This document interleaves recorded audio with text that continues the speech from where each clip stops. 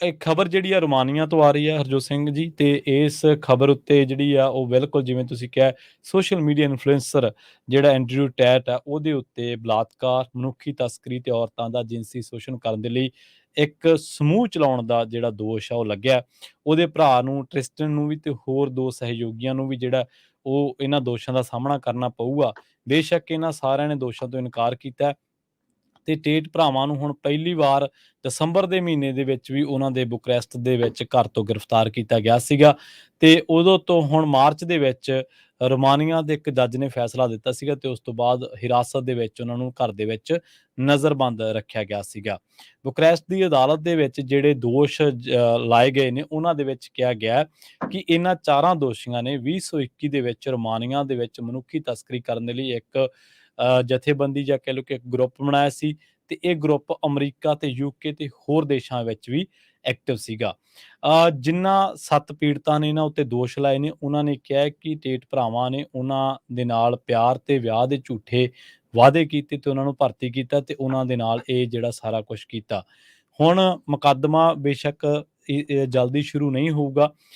ਰੋਮਾਨੀਆ ਦਾ ਜਿਹੜਾ ਜੱਜ ਆ ਉਹਦੇ ਕੋਲੇ ਜਿਹੜਾ ਕੇਸ ਭੇਜਿਆ ਜਾਊਗਾ ਤਾਂ ਉਸ ਤੋਂ ਪਹਿਲਾਂ 60 ਦਿਨ ਇਹਨਾਂ ਫਾਈਲਾਂ ਦੀ ਜਾਂਚ ਹੋਊਗੀ। ਟੇਟ ਭਰਾਵਾਂ ਦੀ ਮੀਡੀਆ ਟੀਮ ਹੈ ਜਿਹੜੀ ਉਹਨਾਂ ਨੇ ਕਿਹਾ ਕਿ ਅਸੀਂ ਉਹਨਾਂ ਦੀ ਬੇਗੁਨਾਹੀ ਸਾਬਤ ਕਰਨ ਲਈ ਪੂਰਾ ਜ਼ੋਰ ਲਾਵਾਂਗੇ ਤੇ ਇਹ ਉਹਨਾਂ ਦੀ ਸ਼ਾਖ ਨੂੰ ਪੂਰਾ ਖੋਰਾ ਲੱਗਿਆ। ਪਰ ਜਿਹੜੀਆਂ ਮੀਡੀਆ ਰਿਪੋਰਟਾਂ ਨੇ ਉਹਨਾਂ ਦੇ ਵਿੱਚ ਇਹ ਵੀ ਚਰਚਾ ਹੈਗੀ ਹੈ ਕਿ ਟੇਟ ਭਰਾਵਾਂ ਉੱਤੇ ਮਨੀ ਲਾਂਡਰਿੰਗ ਤੇ ਨਾਬਾਲਗਾਂ ਦੀ ਤਸਕਰੀ ਨਾਲ ਇਹ ਵੀ ਦੋਸ਼ ਜਿਹੜੇ ਆ ਉਹ ਲਗਾਏ ਜਾ ਸਕਦੇ ਆ। 2016 ਦੀ ਗੱਲ ਹੈ ਜਦੋਂ ਐਂਡਰਿਊ ਟੇਟ ਜਿਹੜਾ ਕਿ ਕਿੱਕ ਬਾਕਸਰ ਵੀ ਰਹਿ ਚੁੱਕਿਆ, ਉਹਨੂੰ ਇੱਕ ਬ੍ਰਿਟਿਸ਼ ਟੀਵੀ ਸ਼ੋਅ ਤੋਂ ਜਿਹਦਾ ਨਾਮ ਬਿਗ ਬ੍ਰਦਰ ਹੈ ਉਹਦੇ ਇੱਕ ਵੀਡੀਓ ਦੇ ਕਰਕੇ ਹਟਾ ਦਿੱਤਾ ਸੀਗਾ। ਇਸ ਵੀਡੀਓ ਦੇ ਵਿੱਚ ਉਸ ਨੇ ਇੱਕ ਔਰਤ ਉੱਤੇ ਜਿਹੜਾ ਉਹ ਹਮਲਾ ਕੀਤਾ ਸੀਗਾ।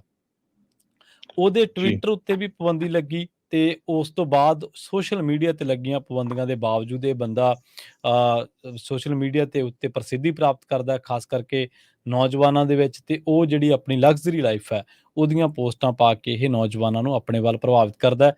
ਤੇ ਇਸ ਵੇਲੇ ਵੱਡੀ ਖਬਰ ਇਹ ਹੈ ਕਿ ਐਂਡਰਿਊ ਟੇਟ ਜਿਹੜਾ ਕਿ ਸੋਸ਼ਲ ਮੀਡੀਆ ਇਨਫਲੂਐਂਸਰ ਹੈ, ਬਹੁਤ ਵੱਡਾ ਇਨਫਲੂਐਂਸਰ ਗਿਣਿਆ ਜਾਂਦਾ ਸੀ ਕਿਸੇ ਸਮੇਂ ਦੇ ਵਿੱਚ, ਉਹਨੂੰ ਜਿਹੜਾ ਉਹਦੇ ਉੱਤੇ ਰੇਪ ਦੇ ਹਿਊਮਨ ਟ੍ਰੈਫਿਕਿੰਗ ਦੇ ਜਿਹੜੇ ਦੋਸ਼ ਨੇ ਉਹ ਲਾਏ ਗਏ ਨੇ ਰੋਮਾਨੀਆ ਦੇ ਵਿੱਚ। ਜੀ ਜੀ ਉਹਦੇ 6 ਮਿਲੀਅਨ ਤੋਂ ਵੱਧ ਇੱਕ ਟਾਈਮ ਦੇ ਉੱਤੇ ਟਵਿੱਟਰ ਦੇ ਫਾਲੋਅਰ ਸੀਗੇ। ਫਿਰ ਉਹਦਾ ਅਕਾਊਂਟ ਸ਼ਟ ਡਾਊਨ ਵੀ ਕਰ ਦਿੱਤਾ ਗਿਆ ਸੀ, ਪਰ ਰੀਸੈਂਟਲੀ ਜਦੋਂ ਇਲਨ ਮਸਕ ਨੇ ਉਹ ਕੰਪਨੀ ਬਾਈ ਕੀਤੀ ਆ ਤੇ ਉਹਨੂੰ ਵਾਪਸ ਲੈ ਲਿਆ ਗਿਆ। ਟਿਕਟੌਕ ਤੇ ਯੂਟਿਊਬ ਤੋਂ ਵੀ ਉਹਨਾਂ ਨੂੰ ਬੈਨ ਕਰ ਦਿੱਤਾ ਗਿਆ ਸੀ। ਸੋ ਬ੍ਰਿਟੇਨ ਦੇ ਵਿੱਚ ਵੀ ਸੈਕਸ਼ੂਅਲ ਅਸਾਲਟ ਦੇ ਉਹਦੇ ਤੇ ਕੇਸ ਹੈਗੇ। ਹੁਣ ਰੋਮਾਨੀਆ ਦੇ ਵਿੱਚ ਵੀ ਰੇਪ, ਹਿਊਮਨ ਟ੍ਰੈਫਿਕਿੰਗ ਤੇ ਕ੍ਰਿਮੀਨਲ ਗੈਂਗ ਬਣਾਉਣ ਦੇ ਲਈ ਜੋ ਕਿ ਬੀਬੀਆਂ ਨੂੰ ਐਕਸਪਲੋਇਟ ਕਰਦਾ ਸੀ, ਉਹ ਚਾਰਜਸ ਉਹਦੇ ਉੱਤੇ ਲਾਏ ਗਏ ਹੈਗੇ ਆ।